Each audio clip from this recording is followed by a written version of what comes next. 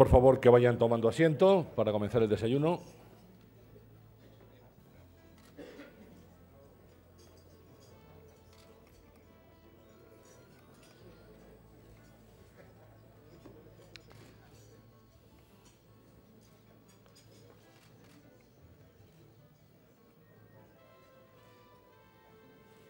Muy bien. Buenos días y bienvenidos a un nuevo desayuno de Nueva Economía Forum. Estamos, no hace falta que se lo recuerde a ninguno de ustedes, en tiempo de precampaña electoral, lo cual no es más que un eufemismo, porque estamos ya plenamente en campaña para las elecciones del próximo día 20 de diciembre. Y aquí en Nueva Economía Forum damos voz y damos tribuna a todos los candidatos y a todas las fuerzas políticas. Y quiero resaltar lo de todos los candidatos y todas las fuerzas políticas, absolutamente a todas. Y hoy contamos con la presencia de una fuerza que tiene representación parlamentaria, Unión, Progreso y Democracia, UPyD. Vamos a tener la oportunidad de escuchar en unos instantes la intervención de Andrés Herzog, portavoz nacional de UPyD y candidato a la presidencia del Gobierno en las elecciones del 20 de diciembre. Y para presentar a nuestro invitado, para introducir este acto, pues nadie mejor que un gran escritor, filósofo y un buen amigo de todos nosotros. Tengo el gusto de ceder la tribuna ahora a Fernando Savater. Cuando quieras, Fernando.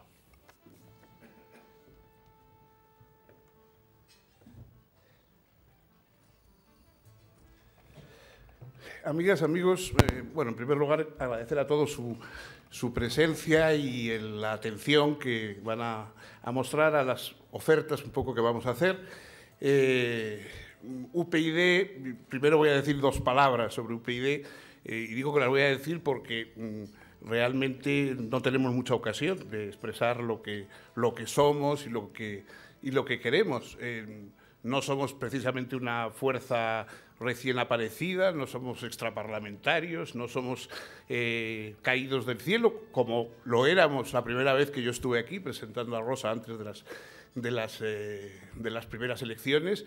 Entonces, el bipartidismo estaba muy consolidado, a todo el mundo le parecía bien, más bien lo que nos reprochaban es que veníamos a enturbiar un reparto que ya estaba hecho, no hay sitio para más partidos, etcétera, etcétera, y se consideraba que nuestro futuro era absolutamente nulo. De hecho, en esta misma reunión, en esta misma sala, cuando alguien reprochaba a un importante periódico el que no había prestado ninguna atención, ni había hecho ninguna entrevista a Rosa Díez, a nuestra candidata, dijo, sí, habrá que darse prisa en hacerle la entrevista antes de las elecciones porque después ya no se volverá a saber nada de ella. Bueno, no fue así, como ustedes ven, pero hemos conseguido, digamos, una serie de cosas, unas propuestas que no deben estar mal porque ahora se ven en los programas de otros partidos, ¿no? Muchas de nuestras propuestas están siendo presentadas, a veces incluso como novedades, por otros partidos. Nosotros hemos hecho durante estos años lo que los demás prometen que van a hacer. Bueno, y ojalá que si llegan a tener el poder, cumplan esas propuestas. Nosotros no somos de los que pensamos que las cosas o las hacemos nosotros o que no se hagan, ¿no? Que si no hacemos nosotros el puente, que la gente se ahogue al cruzar el río, ¿no? Nosotros queremos que las cosas se hagan, pero es verdad también que es más fácil confiar en quien las ha propuesto por primera vez y las ha defendido durante todo este tiempo, que quien a veces da la impresión de que está un poquito proponiendo cosas a cata y prueba como los melones, ¿no? O sea, que a ver cómo responde la gente, ¿no? Se ha repetido mucho eso, la frase famosa de Groucho de estos son mis principios, si no le gustan tengo otros. Nosotros siempre, y por eso quizá no somos tan glamurosos como otras candidaturas, nosotros siempre hemos dicho, nosotros tenemos estos principios y si no le gustan, vote a otros.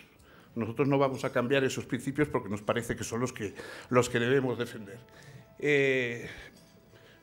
A veces se pregunta uno, bueno, este rebaja, digamos, de expectativas que tenemos después de haber avanzado y sido, de alguna manera, una vanguardia en tantas otras cosas, hoy, pues bueno, pues por una serie de problemas, sobre todo por una interpretación de las cosas. Se hablaba de problemas internos, de autoritarismos, etcétera.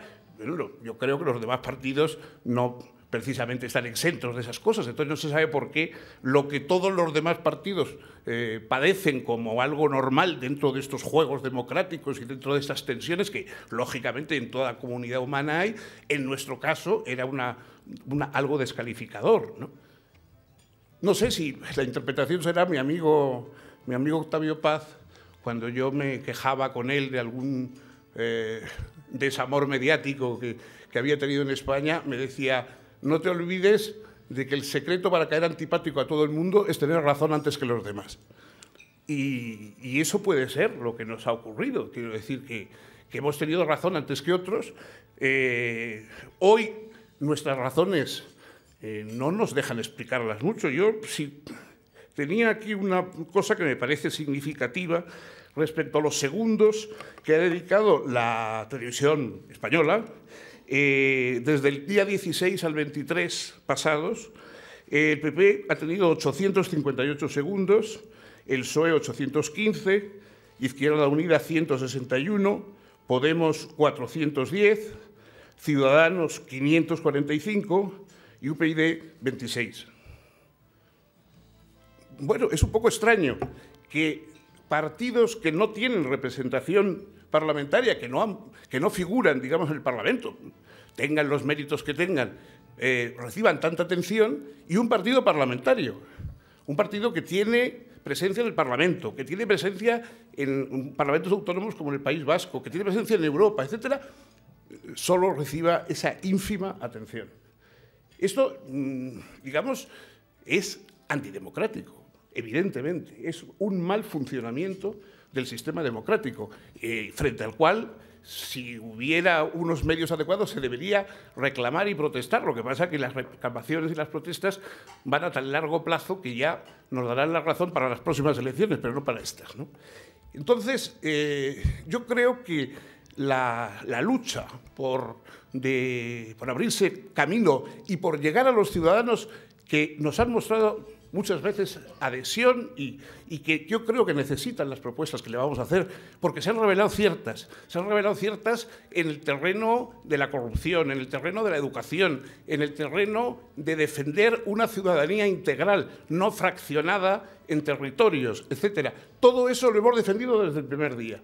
Lo hemos propuesto antes que los demás y yo creo que hoy se ve que teníamos razón. Yo recuerdo, por ejemplo, que cuando hablábamos de luchar contra la fragmentación separatista de la ciudadanía, no tanto de la unidad de España como algo congestionado y sublime, sino de la ciudadanía que no se puede fragmentar por territorios. Cuando proponíamos eso nos decían: no, es que vosotros estáis obsesionados con lo del País Vasco, en Cataluña, lo demás, eso es otra cosa distinta. Era distinta y políticamente peor, ya lo hemos visto. Bueno, no parece que estábamos tan equivocados en esas ni en otras cosas. Y ya sin más, pues voy a presentarles a nuestro candidato a la presidencia, bueno, el cabeza de lista por Madrid, Andrés Herzog, que es donostiarra, como yo, un abogado que ha trabajado durante años en el bufete de Garrigues, quizá más prestigioso, uno de los más prestigiosos de nuestro país, también en Norton and Rose, en Inglaterra, y que es una persona que no necesita prometer que va a luchar contra la corrupción, porque lo lleva haciendo desde hace muchos años, antes que los demás. En algunos casos, por ejemplo, en el caso Bankia, con Rato, etcétera, incluso a veces nos regañaba el juez diciendo que lo que buscábamos era llamar la atención y que lo que buscábamos era salir en los papeles. Bueno, ya se ha visto que no era simplemente afán de notoriedad lo que movía nuestras denuncias. Esas denuncias, ese trabajo lo hizo Andrés, que es abogado, que es economista y que es una persona, digamos, que yo creo que está preparada. No sé, ahora parece que todo el mundo, aunque no haya terminado los estudios primarios, pues puede gestionar cualquier aspecto del país, ¿no?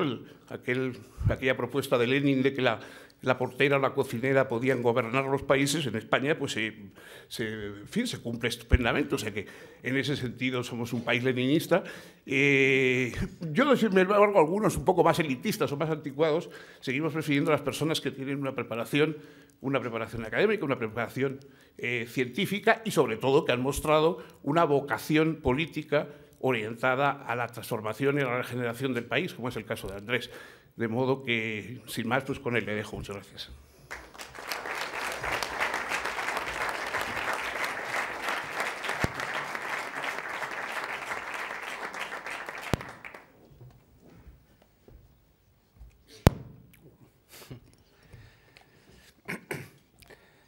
Muy buenos días, señores, señoras. Muchas gracias por su presencia y muchas gracias, por supuesto, a Nueva Economía Forum por su invitación. Particularmente, me gustaría aprovechar la oportunidad, como es lógico, de agradecer a Fernando Savater que haya hecho un hueco en su agenda para estar hoy en esta presentación y por las más que amables palabras que me ha dedicado, que para mí, y te lo digo personalmente, representan muchísimo.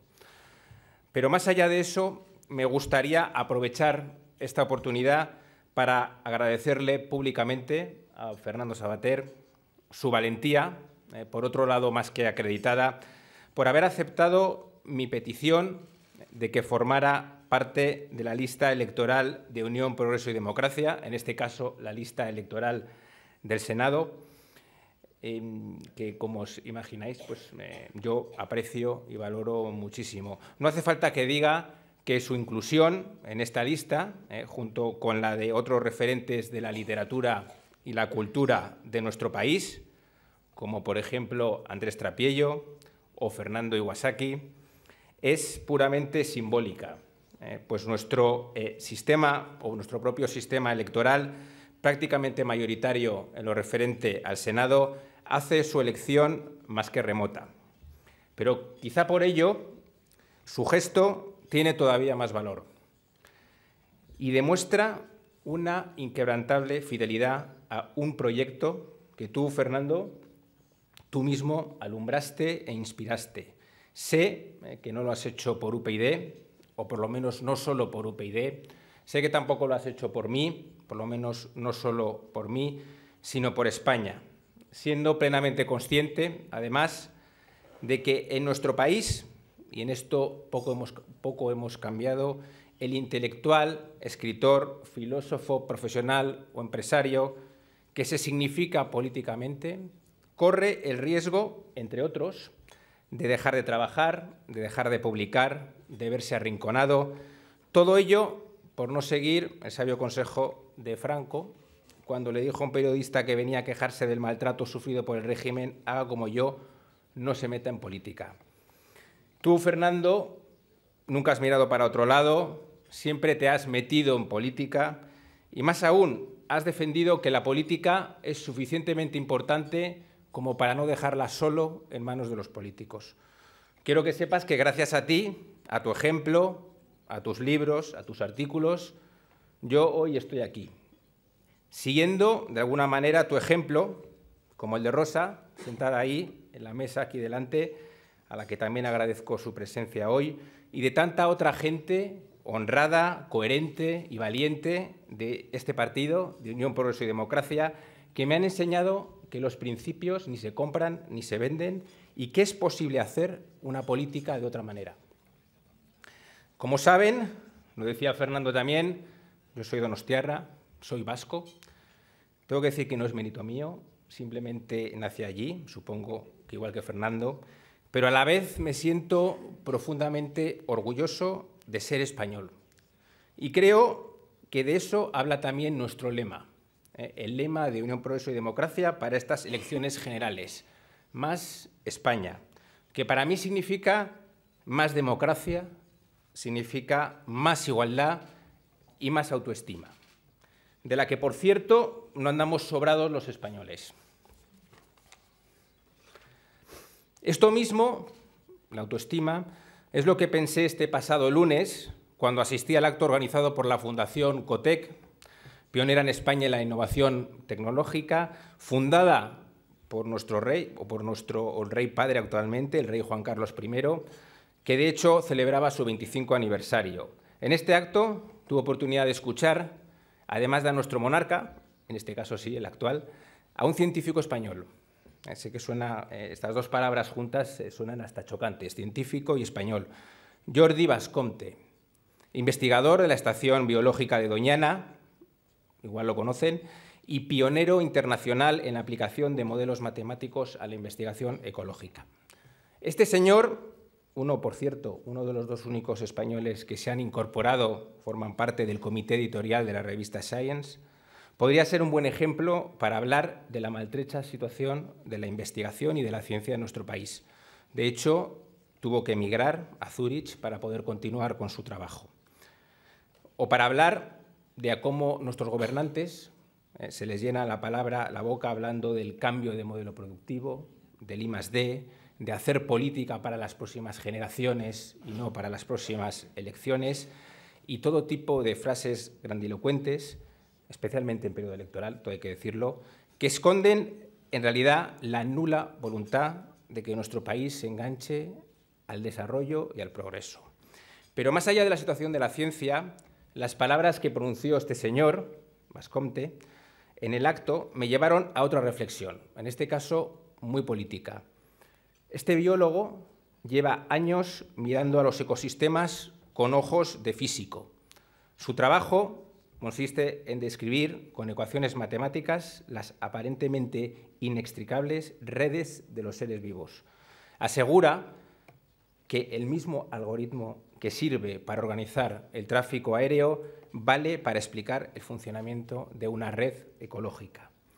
Y es que entender la estructura de las redes de interacciones, lo que él personalmente llama la arquitectura de la biodiversidad, es primordial para entender la forma en que la naturaleza responderá ante perturbaciones como, por ejemplo, la extinción de especies.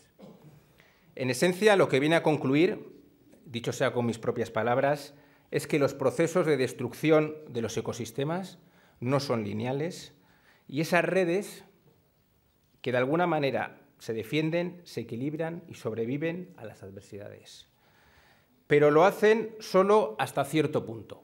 Y aquí es donde especialmente se torna interesante su reflexión. Los llamados umbrales de transición, en el que un pequeño cambio, por mínimo que sea, puede desencadenar consecuencias catastróficas. Es lo que en el lenguaje llano nosotros denominamos la gota que colma el vaso. Lo que ha conseguido este señor es desarrollar un indicador matemático para pronosticar, por ejemplo, cambios climáticos, ataques de asma o crases financieros. Pues el análisis sirve no solo para sistemas ecológicos, sino también para sistemas biológicos, y aquí llega lo interesante, e incluso sociales.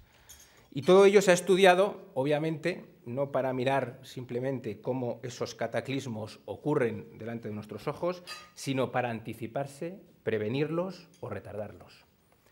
Bajo un concepto que a mí me atrae especialmente y que de hecho es muy político, que es el de resiliencia. Si todo esto es aplicable a la economía, yo me planteaba cuando le escuchaba este lunes que es una ciencia eminentemente social, ¿por qué no a la política? ¿No estaremos quizá en España en uno de esos umbrales de transición? O más allá, ¿no estaremos quizá en el mundo en uno de esos umbrales de transición? Estamos viendo últimamente los atentados yihadistas. Hace nada un conflicto abierto, por ejemplo, entre Rusia y Turquía, lo que desde luego no cabe o no podemos descartar que estemos ante uno de esos umbrales de transición. Volviendo a España, UPyD nació hace 8 años ante la constatación de que nuestro ecosistema político tenía serios problemas estructurales. En primer lugar, una ley electoral que sobrerepresentaba a los dos grandes partidos nacionales, pero que simultáneamente los hacía depender de partidos nacionalistas, cuyo objetivo, confeso, era precisamente debilitar al propio Estado en beneficio de sus propias estructuras de poder. Una dinámica que además había tenido un efecto contagio en otras comunidades, no estrictamente nacionalistas, lanzadas también a un enloquecido proceso de construcción nacional acelerado. Galicia, Baleares, Comunidad Valenciana y así hasta prácticamente la totalidad de nuestras comunidades autónomas.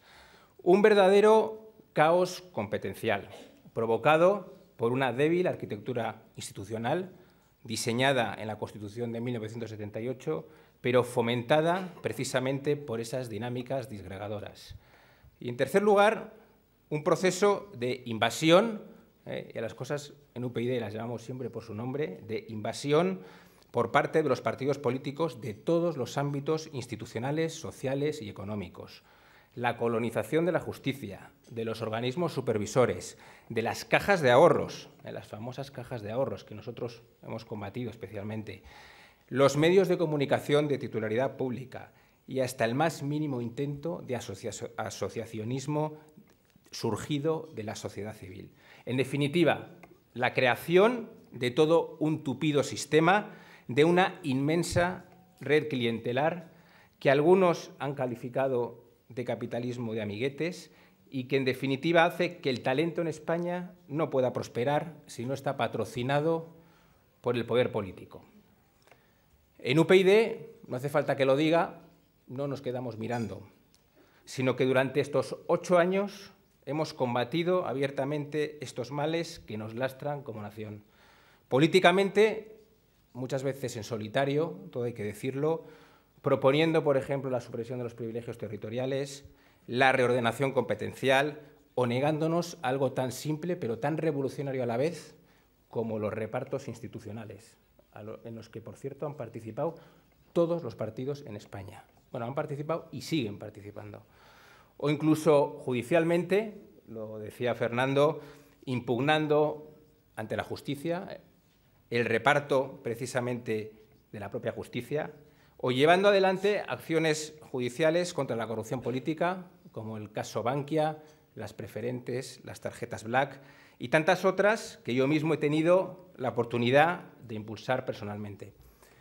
Desgraciadamente, hemos estado muchas veces solos en esta ingente tarea, pues España, muy a mi pesar, no tiene quien la defienda. Modestamente hemos conseguido importantes avances y logros, pero es obvio que el proceso de destrucción de nuestro sistema democrático o ecosistema democrático, si seguimos las palabras de este científico, no se ha detenido. De hecho, los síntomas se han agravado. En primer lugar, el nacionalismo disgregador, especialmente en Cataluña, ha pasado a una fase directamente rupturista de la legalidad y, por extensión, de la propia democracia. Fruto, todo hay que decirlo, de décadas y décadas de adoctrinamiento en la enseñanza y de cientos de millones de euros destinados sistemáticamente al proceso de construcción identitario.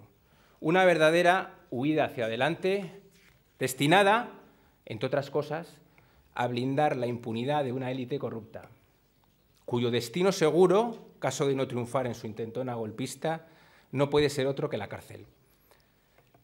En segundo lugar, la corrupción pura y dura y sus variantes light, que muchas veces las olvidamos, la politización y el amiguismo, que han continuado corroyendo las instituciones y generando desafección entre los ciudadanos.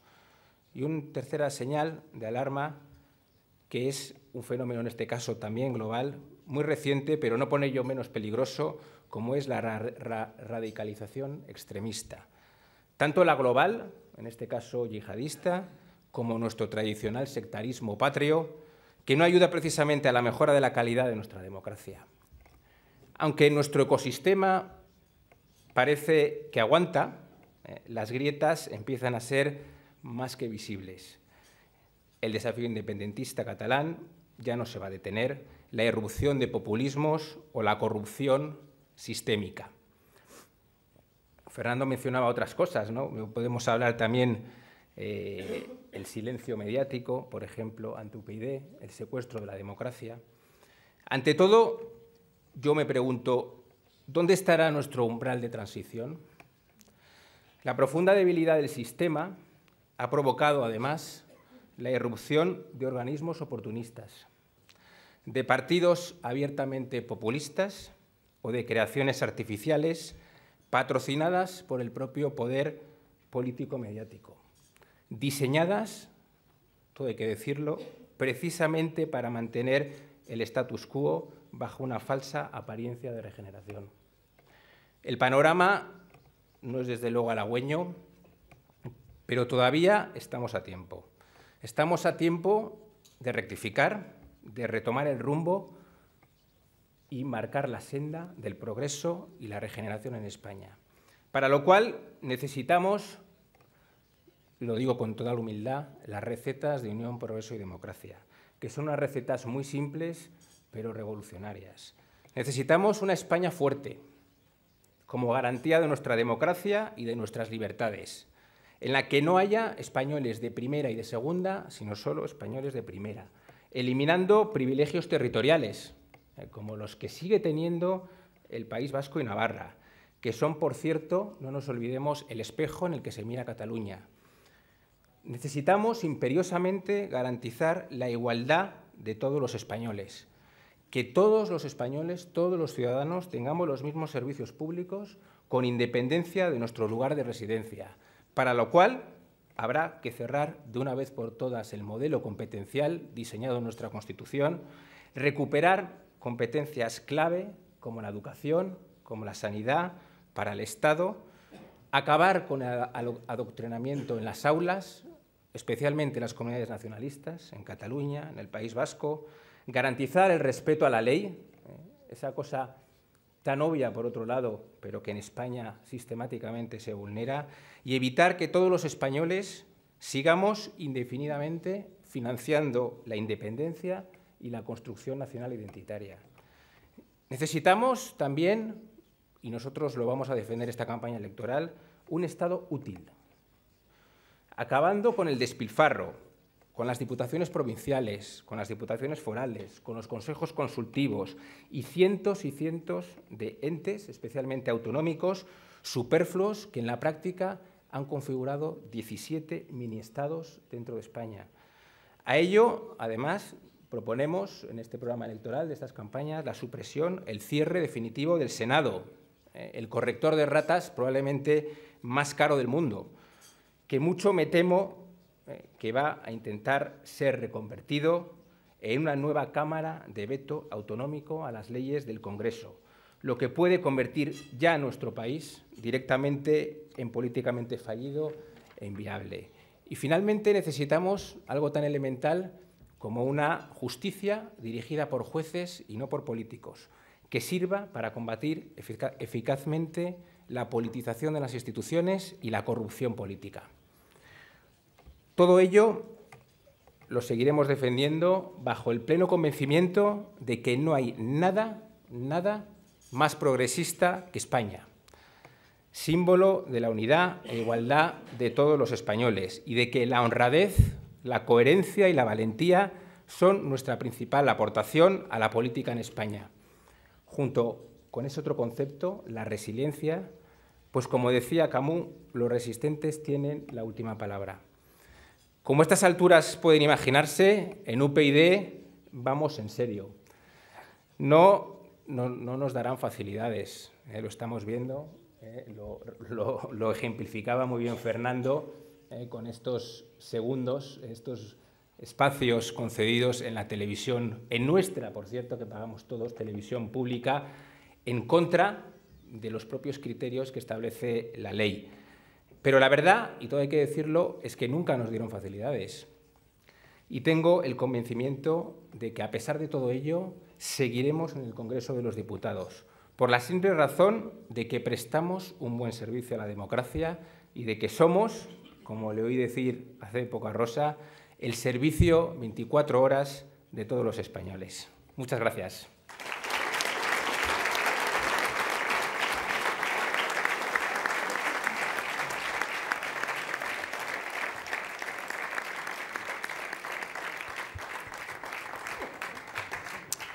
Muchas gracias, señor Zog, por sus palabras, y vamos a comenzar en este punto el tiempo de preguntas que han ido llegando hasta esta mesa durante la intervención del ponente.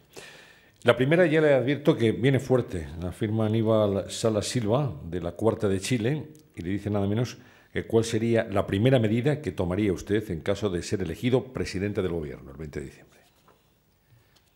Bueno, sí, pues no está mal. Sí, para empezar. Yo creo que efectivamente hay que distinguir lo urgente y lo importante, ¿no? Y desde luego lo importante en España es una reforma constitucional que nosotros hemos defendido para efectivamente blindar la igualdad de los españoles. Eso es lo importante. Y lo urgente tiene mucho que ver con, por ejemplo, la pobreza infantil. Y es una medida que nosotros hemos defendido en el Congreso de los Diputados. Hemos defendido un plan nacional contra la pobreza infantil y una medida que yo creo que sería necesaria, que es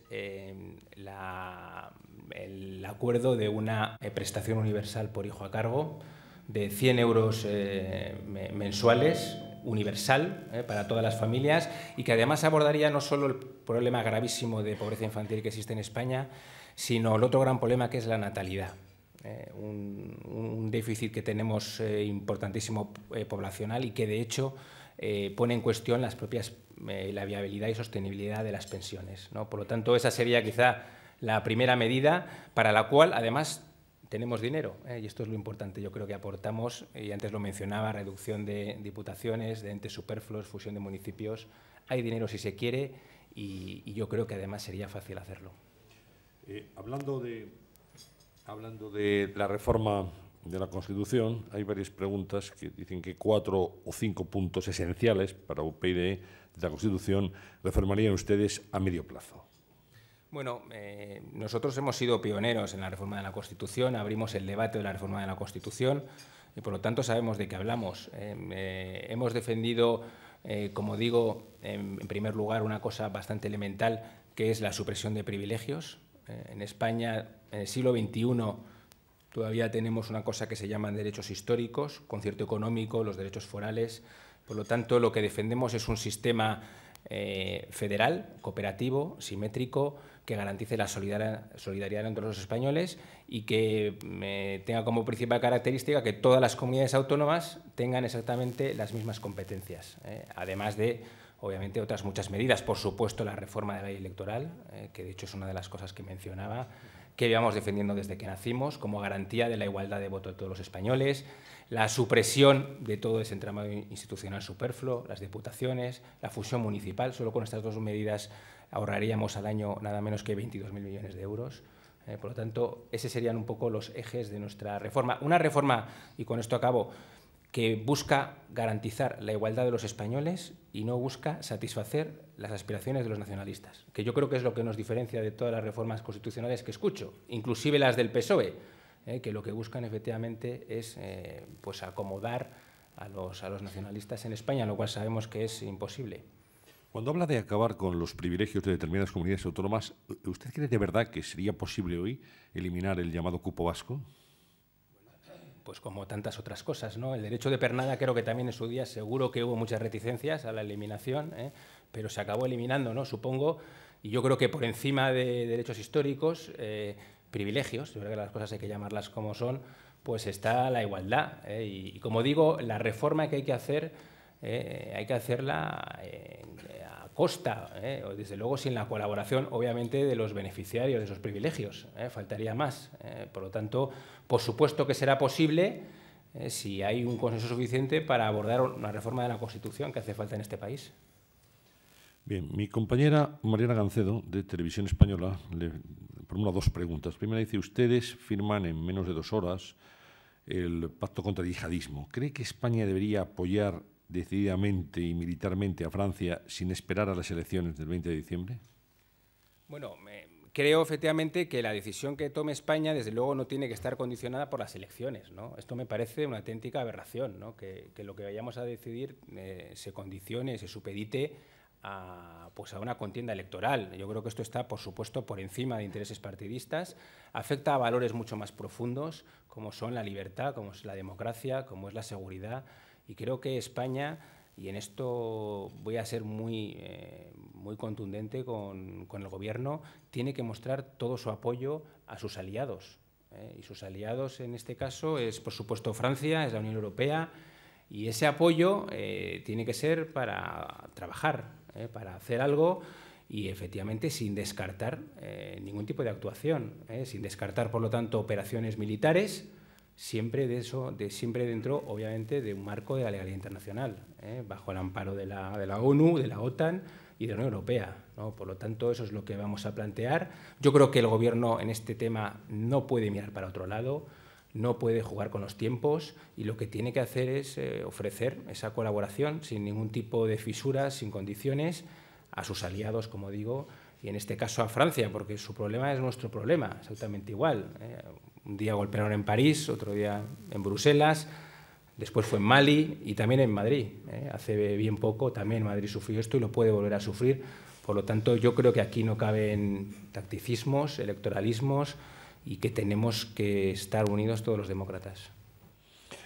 A una semana de que comience la campaña electoral, las encuestas no les garantizan a día de hoy su presencia en el Congreso. ¿Con qué ánimo afronta UPyD y usted personalmente la campaña? ¿Consideraría un éxito asegurarse un escaño en el próximo Congreso? Bueno, yo primero niego la mayor. En la última encuesta del CIS, efectivamente, nos da presencia en el Congreso, nos da en concreto 1,2, que es el mismo resultado que sacamos en las elecciones del 2008, cuando entró Rosa en el Congreso de los Diputados, cuando además nos daban el 0,4, porque también todo hay que ponerlo en contexto. En el 2008 nos daba el CIS el 0,4, sacamos el 1,2, ahora nos da el 1,2. Por lo tanto, yo estoy convencido que a pesar de ese silencio llamativo, silencio mediático, de esa vulneración sistemática de la ley, de los criterios de nuestra propia Junta Electoral, yo estoy convencido que UPyD va a estar en el Congreso y no por ninguna otra razón, por más allá de que es que somos necesarios, que llevamos los debates que nadie se atreve a llevar. Y sobre todo aportamos una cosa que no tiene humildemente ningún partido, que es la coherencia, ¿no? El aval de un trabajo ya realizado que yo creo que nos diferencia de todos los demás partidos. Pregunta de Lorena Diego, de Servimedia. ¿Qué le parece que el 7 de diciembre vaya a celebrarse un debate a 4 y que se deje fuera al resto de partidos? ¿Y qué le parece también que Rajoy no asista? ¿Cómo lo interpreta? Bueno, pues efectivamente son dos cosas bien distintas, ¿no? Yo creo que denota absolutamente el desprecio, ¿no?, hacia la democracia, ¿no?, hacia el pluralismo político, Y estamos en una situación, por un lado, en el que los mismos partidos que continuamente hacen llamamientos al pluralismo y defienden pues, la existencia del debate público, pues luego en la hora de la verdad no quieren debatir. Tenemos a un presidente del Gobierno, Mariano Rajoy, que solo quiere debatir con sí mismo, que va a tertulias futbolísticas, pero no va a los debates de televisión española sobre los temas sectoriales. De hecho, yo soy el único candidato, y tengo que decirlo, aprovecho para decirlo aquí, que está yendo o que va a ir a todos los debates organizados por Televisión Española, por nuestra televisión pública, debate, porque parece que aquí ni la economía importa, ni los servicios sociales importan, ni la regeneración. Entonces tenemos candidatos que en vez de ir a los debates que tienen que ir, pues están en los reality shows, y luego obviamente tenemos a otros muchos medios de comunicación, yo creo que este es un buen lugar para decirlo, que sistemáticamente vulneran la ley, claro, en el cual se está vetando a Unión Progreso y Democracia de muchos de los debates, en contra pues, de esos criterios establecidos de un partido que tiene representación en el Congreso de los Diputados y que, por lo tanto, tiene todo el derecho, que tuvo 1.200.000 votantes. Y no nos olvidemos que no es un derecho nuestro, que es la voz de más de 1.200.000 personas que nos votó, que nos dio su confianza para que estuviéramos en el Congreso de los Diputados y que, sin embargo, pues ahora vemos que no interesa que se escuche. ¿Hasta dónde están dispuestos a llegar ustedes en la reivindicación de ese derecho al que alude de aparecer en los medios de comunicación? Bueno, pues como siempre hemos hecho, no vamos a descartar ninguna vía. Por supuesto, hemos requerido a los distintos medios de comunicación, hemos planteado ya más de una docena de quejas en la Junta Electoral y aprovecho para anunciar que vamos a ir también a Europa. Vamos a llevar esta reclamación a Europa.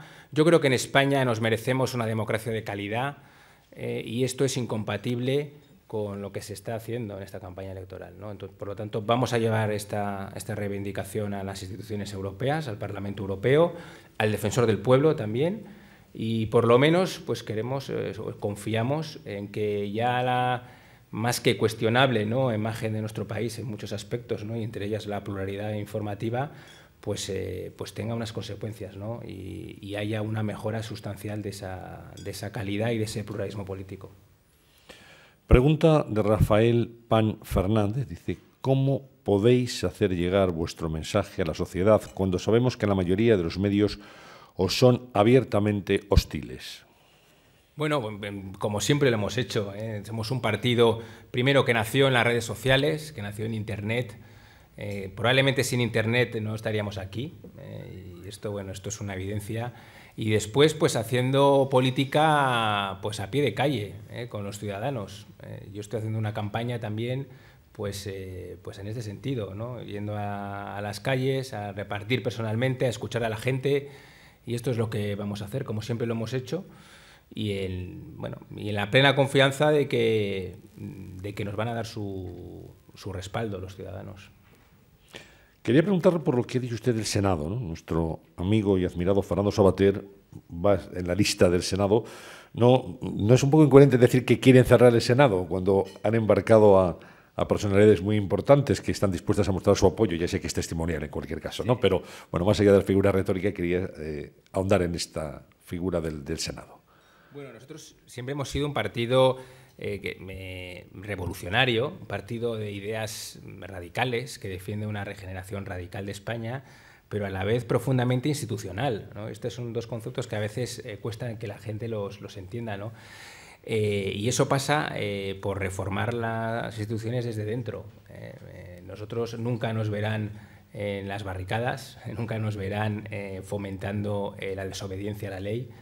Y lo que hacemos y lo que hemos hecho siempre ha sido esto. Por supuesto, negándonos a todo tipo de reparto institucional, porque esto es otra de las trampas, ¿no? Que mucha gente dice, no, oiga, pero es que desde dentro ustedes lo pueden cambiar.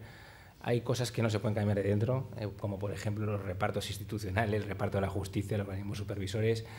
Pero nosotros queremos estar en el Senado precisamente para promover internamente su renovación, y en este caso su cierre, por las ideas que mencionaba.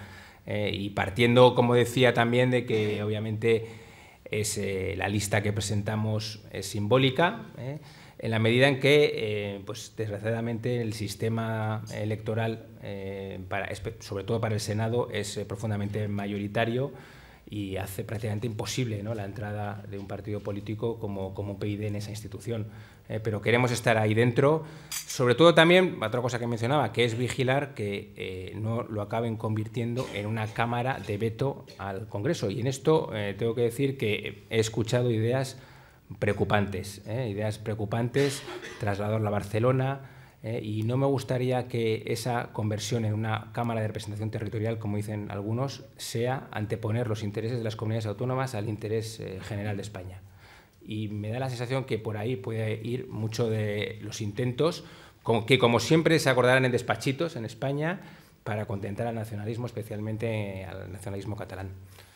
Otra cosa es que hubiera listas abiertas y se pudiera votar a senadores nominalmente, ¿no? Entonces, bueno, que las listas son desbloqueadas, las listas son desbloqueadas en el Senado, sí. Y efectivamente pues también queremos dar la oportunidad a los españoles, incluso siendo de otros partidos, pues que puedan votar a Fernando Savater, ¿no? Que yo creo que desde luego es una oportunidad que yo creo única, ¿no? Y que efectivamente la gente demuestre que cuando dice que quieren políticos honrados y preparados, pues luego cumplan, ¿no?, con lo que dicen. Fernando, ¿te ves de senador?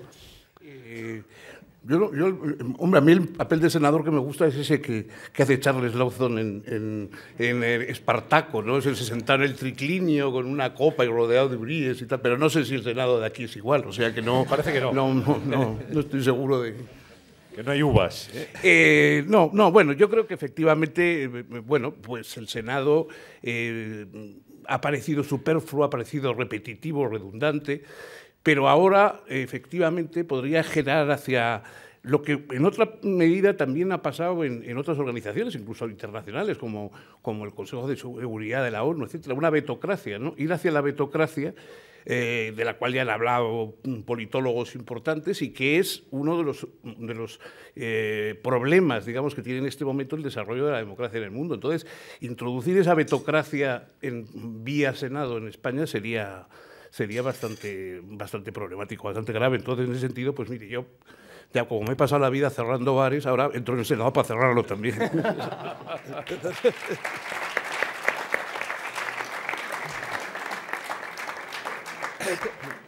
Más preguntas. Señor Zog, le dicen, visto lo visto, ¿no fue un error no haber posibilitado un acuerdo de unidad electoral con Ciudadanos? Hombre, no me la esperaba esta. Pues rotundamente no fue un error en absoluto.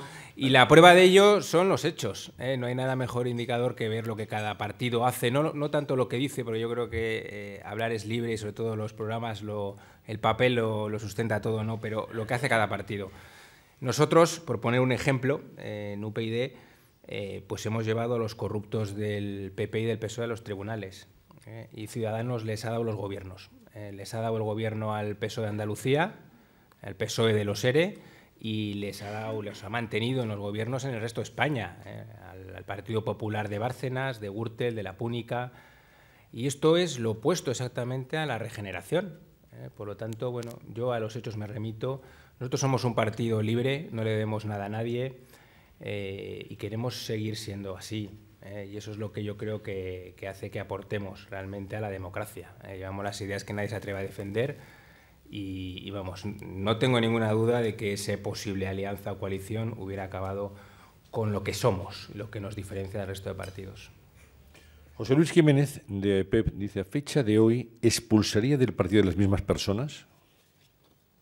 Yo no expulsaba a nadie y UPyD no ha expulsado prácticamente a nadie, por lo menos a nadie que no se lo mereciera. Y también hay que entender que en los partidos políticos hay unas normas que cumplir, ¿no? Lo mismo que hacemos pedagogía en la sociedad y le decimos al señor Mas que tiene que cumplir las leyes, que las leyes están ahí para algo, pues eso nos lo hemos aplicado internamente y eso supone pues echar al que no es limpio, al que no respeta las normas, al que no respeta los estatutos y lo que hemos hecho. Y desde luego con un número realmente reducido de personas, nada que ver con esos mitos urbanos que han fomentado algunos medios.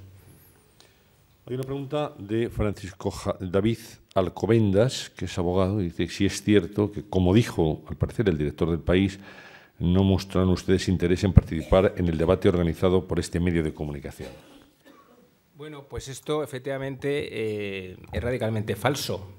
No solo no es que no mostramos interés, como dice, sino que habíamos hablado por teléfono, les habíamos enviado un correo, un burofax y una queja a la Junta Electoral. Fíjese si no hemos mostrado un interés en participar a los debates, ¿no? Y a pesar de eso, pues tienes que comprobar en un medio de comunicación, como un director de un gran periódico como es El País, pues dice que no nos invita, aparte como si eso fuera un criterio, porque no hemos mostrado interés. Oiga, es que el interés viene determinado, por, como decía antes, por el 1.200.000 personas que votó a Unión Progresiva y Democracia en las anteriores elecciones, ¿no? Ese es el interés. Nosotros públicamente hemos dicho que queremos estar en todos los debates.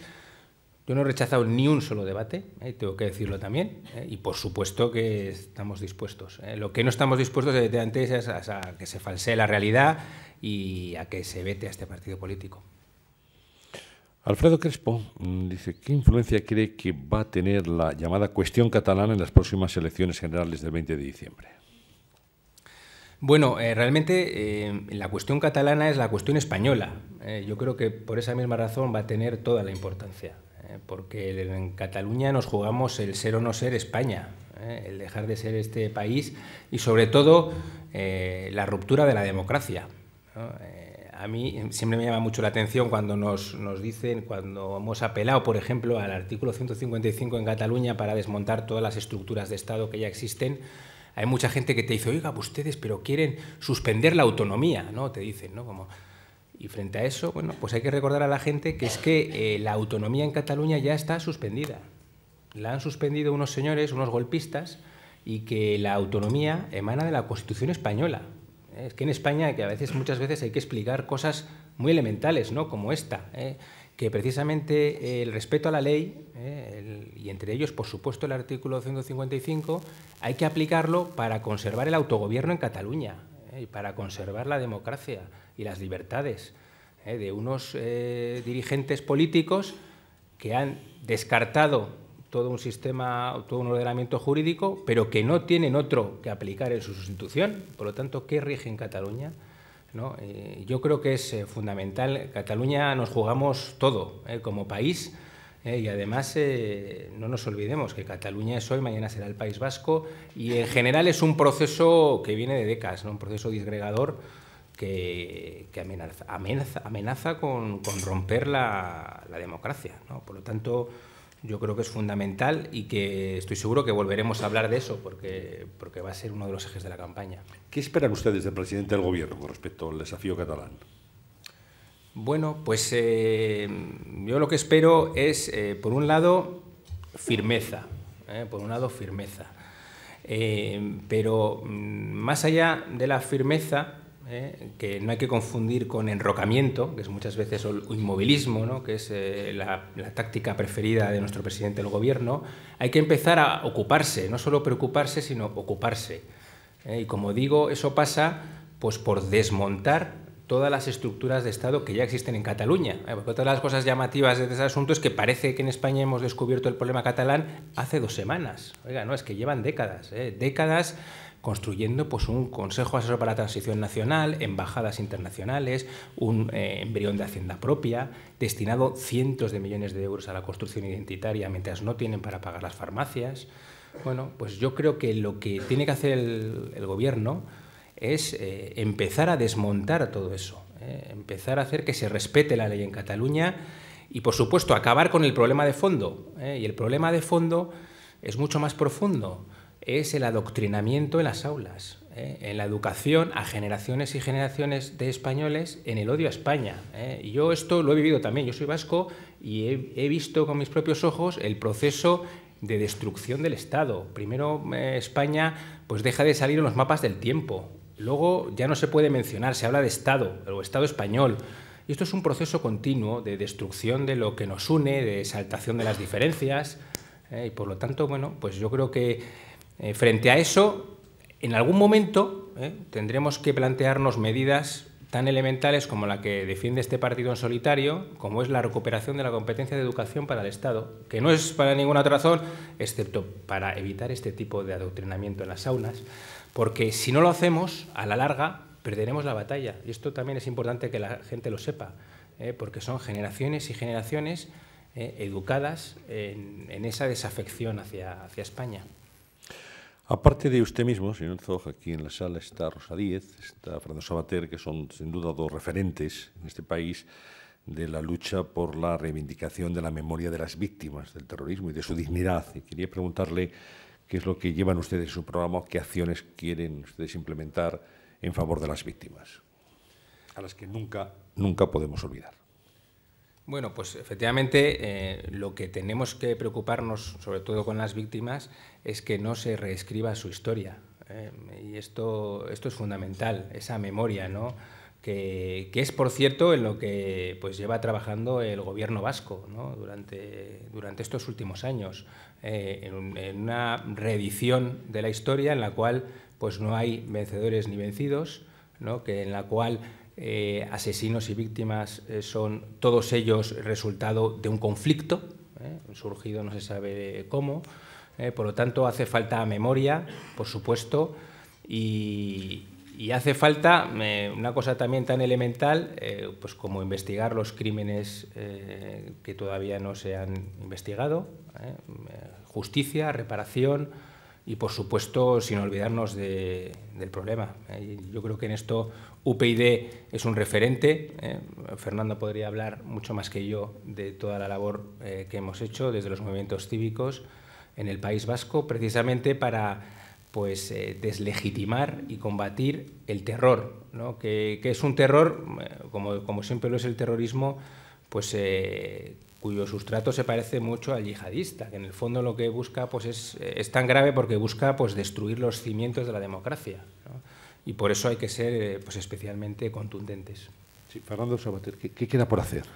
No, yo quería decir que, por ejemplo, nosotros hemos intentado, cayendo bastante en el vacío en nuestros intentos, insistir en que se descubriese, se hiciera claro, se investigase la financiación de ETA. Curiosamente ahora, cuando ha empezado a ocurrir, tenemos el problema del ejército islámico, el Estado Islámico, etcétera, todo el mundo habla de la financiación, todo el mundo habla de la importancia de la financiación del Estado Islámico y que hay que intentar atacarle cortando la financiación. Bueno, eso lo llevábamos diciendo nosotros siglos de ETA. ETA todavía no sabemos quién la financiaba. Todavía no sabemos quién financiaba ETA. Sabemos que había gente que pagaba por unas razones o por otras, escudados en que pagaban por miedo. Bueno, nos pagarían por miedo, es decir, no sabemos si los que pagan al ejército islámico, por ejemplo, para recuperar unos rehenes, también pagan por miedo y no por eso deja de ser necesario saber quiénes son los que están pagando. Entonces, todavía nosotros se ha intentado cerrar, en falso, por supuesto, el caso de ETA, dejando muchos asesinatos y secuestros, etcétera, sin aclarar, pero además sin saber quién ha financiado todo ese entramado. Eso hemos insistido mucho tiempo y siempre caía en el vacío los intentos. Y curiosamente, en cambio, en cuanto ha empezado a haber este otro tipo de terrorismo, todo el mundo de lo que habla es de la financiación, como es natural, ¿no? O sea que yo creo que una de las cosas, recuperar la memoria de las víctimas, no solamente hacer homenajes y pasarles la mano por la espalda, no. Se trata de intentar recuperar aquellas cosas que no se hicieron en su día. Por ejemplo, esto. O sea, saber quién estaba pagando esas balas que estaban matando españoles. Eso es lo que queremos saber. Hay preguntas que le formulan una cuestión, y es que ¿a qué achacan ustedes la desafección sufrida por UPyD en las últimas citas electorales? La desafección de los votantes, supongo que se refiere a... Obviamente. Bueno, son muchos factores. Yo no creo que quepa hablar de una única explicación. Por supuesto, pues tiene que ver con la irrupción de nuevos partidos, en un momento en que yo creo que la política pues, se ha convertido casi en puro espectáculo, que tiene mucho de show televisivo, en los cuales pues, los ciudadanos demandaban nuevos líderes y nosotros pues, éramos un partido que tenía una líder con una larga trayectoria. Y todo eso al final lo que hizo que nos descolocara en el mapa electoral. Y por supuesto tiene mucho que ver con los medios. Al final no nos olvidemos, un partido político depende siempre de unos intermediarios, ¿no? Y en ese sentido, pues también tengo que decirlo, hemos sido un partido pues muy incómodo, no voy a descubrir nada, ¿no? Que ha imputado pues a más de 150 personas en la Audiencia Nacional, que no son cualquier persona, que son consejeros, en muchos casos de BCA Bankia, pero también de las principales empresas del IBEX, y que, bueno, que obviamente pues esto no te lo perdonan, seamos honestos, ¿no? Por tanto, creo que tiene que ver mucho con nuestra forma de ser, un poco, diría yo, indomable, por lo que hemos hecho, y obviamente también por errores, ¿no? ¿Qué duda cabe, ¿no? Desde luego, si no cometiéramos errores seríamos perfectos, ¿no? Lo cual obviamente no es el caso. Pero como digo, yo creo que es un montón de factores, pero sobre todo lo más importante me parece que es que la gente cada vez va a valorar más la coherencia, y sobre todo frente a las promesas, ¿no? Frente a estos nuevos partidos que, como también suele decir Fernando, prometen lo que ya nosotros hemos hecho. Pues yo creo que lo mejor es la comparación, que la gente busque, compare y vea lo que ha hecho cada uno. ¿Con qué lema, con qué eslogan electoral van a acudir ustedes a las urnas? Bueno, antes lo decía, nuestro lema es Más España. Ese va a ser el lema general de la campaña. Sí, es el lema general de la campaña. Y un concepto de España que también lo indicaba, que España como más democracia, más igualdad, como supresión de privilegios.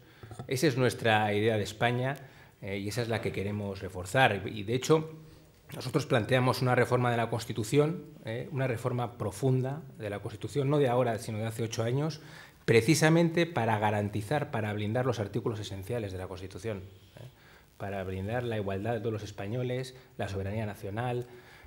Bueno, y esto es lo que tratamos de alguna manera, trasladar con este lema, la necesidad de una España fuerte que al final, bueno, que es una España que beneficia a los propios españoles. ¿Y qué tipo de campaña va a hacer usted personalmente? Bueno, pues una campaña pues como lo son todas, ¿no? Sin parar un momento. Obviamente es una campaña nacional, tengo que decir, nos presentamos en toda España, tanto en el Congreso como en el Senado, pero en mi caso bastante centrada en Madrid, ¿no? Que es el principal objetivo, por lo menos desde el punto de vista electoral. Una campaña muy a pie de calle, recorriendo muchos sitios, hablando con la gente, sin renunciar, por supuesto, a los grandes medios. Y este va a ser una campaña, tengo que decir, presupuestariamente modesta, pero grande en ideas, que yo creo que es la diferencia con otros partidos que tienen grandes presupuestos y ideas pequeñas, ¿no? Pues nosotros tenemos grandes ideas y el dinero justo para poder explicarlas. Muy bien, pues la última pregunta se la formulan desde Radio Exterior de España. Dicen si piensan ustedes que los últimos 4 o 6 años han estado perdidos en cuanto a la renovación del modelo económico en España. Bueno, yo creo que el principal reproche, yo creo que se le puede hacer al Partido Popular o al Gobierno del Partido Popular, es que no aprovechó la gran crisis económica, financiera, real, para acometer las reformas estructurales que España necesitaba. Yo creo que ha sido pues un auténtico desperdicio. Tuvo una oportunidad de oro el Partido Popular cuando llegó al Gobierno, especialmente, y todos sabemos, los primeros años, y la desaprovechó y prefirió recortar los derechos de las personas a recortarse a sí mismos, que es lo que España necesitaba haber hecho. Acabar con las diputaciones, que sabemos que son nichos de enchufados de los partidos políticos, abordar la reforma municipal en España, supresión de entes superfluos. Bueno, todo eso no se hizo, no se ha abordado un cambio de modelo productivo, por más que pues esta sea la frase, ¿no?, más habitual, hay que cambiar el modelo productivo, pues tenemos una economía pegada al ladrillo y al turismo, más si cabe que en el año 2011, y bueno, y en definitiva, pues una legislatura perdida, perdida en lo económico, perdida en lo social y perdida también en lo institucional. Pues muchas gracias, señor Herzog, por sus palabras. Voy a pasarle en este momento el micrófono a don Juan Majada, que es director de Recursos Humanos de Red Eléctrica de España, para que cierre este acto en nombre de sus patrocinadores. Gracias. En nombre de Asisa, British Telecom y de Red Eléctrica de España, gracias por las palabras de Fernando y Andrés y la presencia de todos ustedes. Muchas gracias.